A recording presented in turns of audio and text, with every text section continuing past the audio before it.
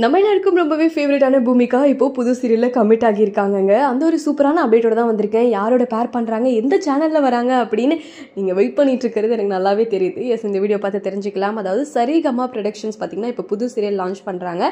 So பேர் வந்து இன்னும் சொல்லலை. அதனுடைய பூஜை மட்டும் நடந்திருக்கு. அந்த பூஜையில் பார்த்தீங்கன்னா நம்ம டெல்னா இருந்திருக்காங்க, சல்மான் இருந்திருக்காங்க, விஜய் அக்ஷயா இருக்காங்க. ஸோ இதெல்லாம் பார்க்கும்போதே வாவ் அப்படின்ற மாதிரி இருக்குது.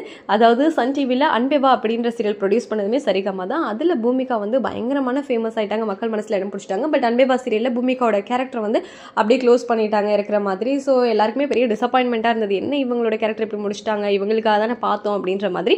ஸோ எப்படா வருவாங்க அப்படின்னு வெயிட் பண்ணிட்டு இருந்த நேரத்தில் இப்போ சூப்பரான ஒரு அப்டேட், புது சீரியலில் கமிட் ஆகியிருக்காங்க.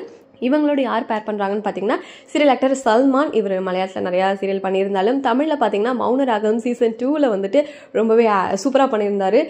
ஸோ இவங்க ரெண்டு பேரும் நிஜமாலுமே ஒரு ஃப்ரெஷ் பேராக இருக்க போகுது அப்படிங்கிறதுல எந்த ஒரு டவுட்டுமே கிடையாது. விஜய் அக்ஷயா இவங்க பார்த்தோன்னா ஆல்ரெடி ரோஜா சீரியலில் வில்லியா நடிச்சிருந்தாங்க. அனு அப்படின்ற ரோலில் நடிச்சிட்டு இருக்கும்போதே கன்சீவாக இருந்ததுனால அவங்க வந்து அந்த சீரியலை குவிட் பண்ணியிருந்தாங்க. ஸோ ரொம்ப நாள் கழிச்சு, ரொம்ப பெரிய கேப்புக்கு அப்புறமா மறுபடியும் இந்த சீரியலில் ஜாயின் பண்ணியிருக்காங்க. ஸோ ரொம்ப எக்ஸைட்டடாக இருக்குது அப்படின்னு தான் சொல்லணும். நம்ம டெல்னாவை மறுபடியும் புது சீரியலை பார்க்குறதுக்கு நீங்கள் எந்தளவுக்கு ஆர்வமாக இருக்கீங்க அப்படிங்கிறத கமெண்ட் லிங்கோட ஷேர் பண்ணுங்கள்.